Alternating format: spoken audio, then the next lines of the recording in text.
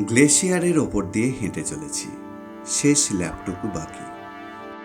কিন্তু trekking agency থেকে কোনো স্পাইকই দেওয়া হয়নি। এদিকে বরফ ঘামতে শুরু করেছে। देखो सर, जाने को तो हम जा सकते हैं, ऐसी बात नहीं है। आधा ग्रुप को है जो हमारे को प्रॉब्लम दिया है। আমাদের বলা হলো সামিট করা সম্ভব না, কিন্তু ফিরতি পথেও বাধা। এ নদী আর পায়ে হেঁটে পেরোনো যাবে না, তাহলে যাব কোথায়? এত কষ্ট করে এত দূর এসেছি, আর হামতা পাস সামিট না করেই ফিরে যাব? বেরিয়ে যখন পড়েছি রে ভাই, থামলে তো আর চলবে না। হিমালয়ে বরফ যেন ঘামবে তবু। আমরা 3 বন্ধু হিমাচল প্রদেশে এসেছি হামতা পাস ট্রেক করতে। বালুকা ঘেরা থেকে সকাল সকাল বেরিয়েছি। আজ সামিট ডে, কিন্তু অর্ণব সঙ্গে এলো না। এই পথটা যেমন চড়াই তেমনই অ্যাডভেঞ্চারাস, তবে সুজনবাবু সঙ্গে আছে। পরে বুঝেছিলাম সুজনদা সঙ্গে না থাকলে আজ কত কি না মিস করতাম। দেখুন কি অসাধারণ ট্রেলটা, আমরা এই পথের মধ্যে দিয়েই এগিয়ে যাচ্ছি। ওই দূরে দেখুন ইন্দ্রাসান, আপনাদের আগে দেখিয়েছিলাম ইন্দ্রর কেল্লা, এখন এটা হলো ইন্দ্রাসান, পাহাড়ের উপরে।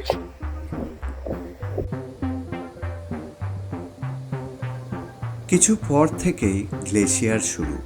একটা নদী বইছে, ওপরে বরফের চাদর, যেন অন্তঃসলীলা।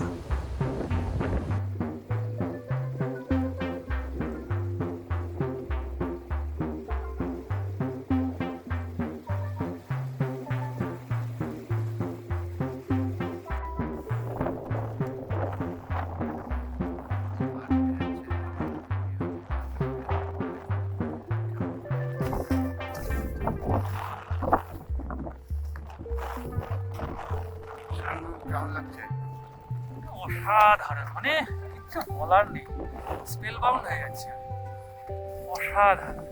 কি দেখবো? ঝর্ণা দেখবো, না পাহাড় দেখবো, না বরফ দেখবো, না বরফের মধ্যে দিয়ে নদী দেখবো, না রেইনবো দেখবো, না ভ্যালি দেখবো। ওই দিকটা পিছনে একটা পাহাড় দেখা যাচ্ছে। অসাধারণ।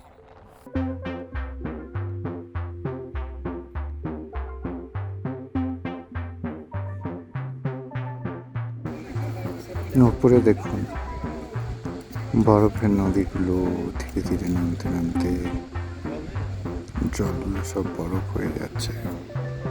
আর সেখান থেকে তৈরি হচ্ছে একটা গ্লেসিয়ার। এরকম অসংখ্য নদী আমরা দেখতে পাচ্ছি। একটা নদীর অন্তঃসলীলা। নদীটা এত দূর পর্যন্ত এসে পুরো উপত্যকাটা বরফের চাদরে তলায় চলে গেছে। কোথায় তার ট্রেস কিছুই জানা নেই। এগিয়ে চললাম। মনে হচ্ছে এজেন্সির লোকেরা এমন সব জায়গা দিয়ে নিয়ে চলেছে যা বেশ বিপজ্জনক। নিচে দিয়ে জল বয়ে চলছে, মাঝে মাঝে পা পিছলে যাচ্ছে। অনেক জায়গায় তো ক্যামেরা বের করারও সাহস পায়নি, কিন্তু ফিরতি পথে জেনেছিলাম সহজ রাস্তা একটা ছিল। অনেক এনার্জি নষ্ট করে ফেললাম। এখানে একটা বরফ ভেঙে পড়লো। বলাই আরো ফাটল দেখা দিচ্ছে, ওটাও ধীরে ধীরে সব ভেঙে পড়বে। এটা হলো আইস পার্ক।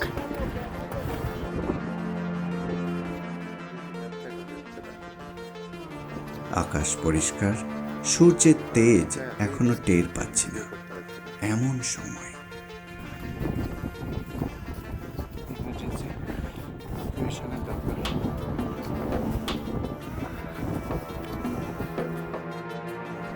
এই মেয়েটা একটা দুর্ঘটনায় পড়েছে। এত অল্টিটিউডে এরকম ঘটনা হামেশাই হয়, কিন্তু পরবর্তী সময়ে তার আর কোনো খোঁজ নেওয়া হয়নি।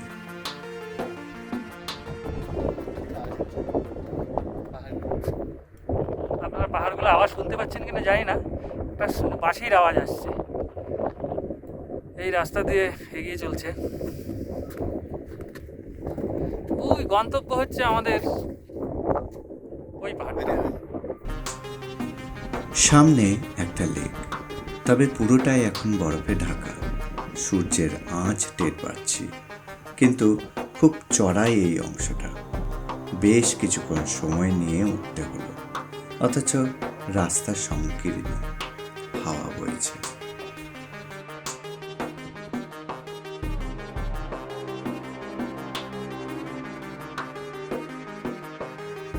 বলতে দ্বিধা নেই, এই জায়গায় এসে সবাই বেশ ক্লান্ত, কিন্তু এখনো সামিট পয়েন্টে পৌঁছয়নি।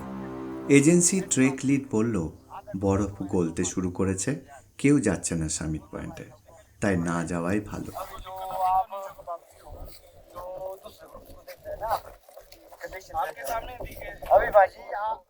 কিন্তু ভাবুন তো, এত দিন অফিসের বসের সাথে ঝগড়া করে, এত টাকা খরচ করে, এত কিছু পরিকল্পনা করে এসে এই মুহূর্তে যদি এরকম কিছু শুনতে হয়, তাহলে মাথাটা গরম হয় কিনা।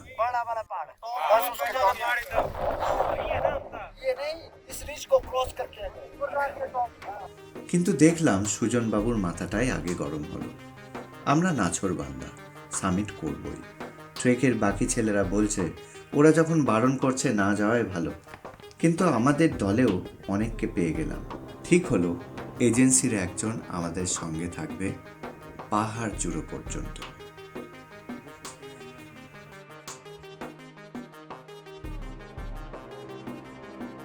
কিন্তু উঠতে গিয়েই বুঝলাম এই প্যাচটা যথেষ্ট টাফ। তার কারণ জুতোয় কোনো স্পাইকই দেয়নি আমাদের। পাগুলো বারবার পিছলে যাচ্ছে, মনে হচ্ছে বরফের পাঁচিল টপকে এগিয়ে যেতে হবে। যারা জানেন না স্পাইক কি, তাদের জন্য বলি, এগুলোকে বলে ক্র্যাম্পন, মেটালের স্পাইক, যেটা আলাদা করে জুতোর উপর পরতে হয়।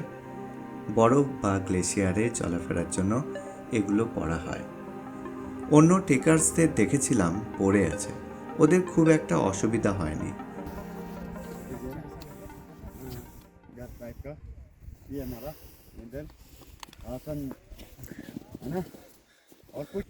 অবশেষে এক গাল হাসি, কিন্তু মিথ্যা বলবো না, অক্সিজেন লেভেলটা ভীষণ কম এখানে। দূরে কিন্নর কৈলাসও দেখা যাচ্ছে। এটাই হামতা পাস সামিট পয়েন্ট। আজ যা পুরোপুরি বরফে ঢাকা। আরও একটা ট্রেক সামিট করলাম এত কিছু বাধার পরেও। ওই দূরে দেখা যাচ্ছে স্পিতি ভ্যালি, আর এটা হলো আমাদের কুলু ভ্যালি, যেটাতে আমরা এসেছি।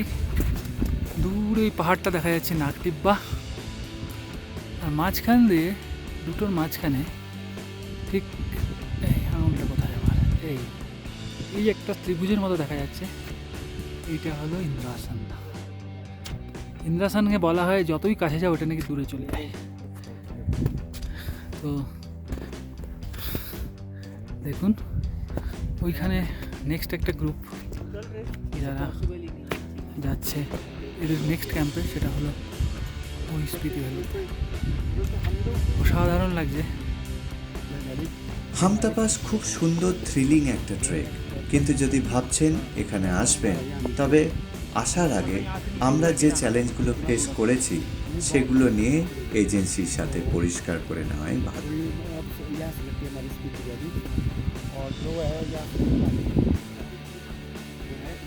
নামার সময়টায় বেশ টের পেয়েছিলাম ক্র্যাম্পন না থাকায় পা পিছলে যাচ্ছে বারবার।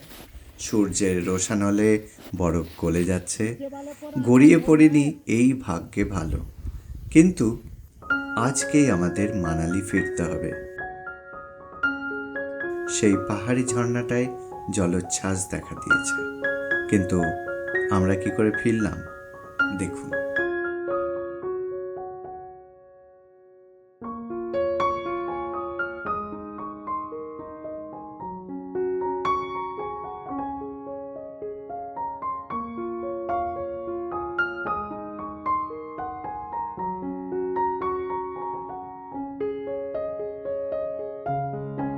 হামতা পাসের ট্রেক এখনো বাকি আছে।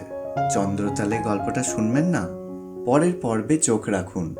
ভূগোল সম্পর্কে একটা দারুণ আইডিয়া দেব আপনাদের, যা হয়তো আপনারা কখনো ভেবেই দেখেননি। বাজি ধরুন।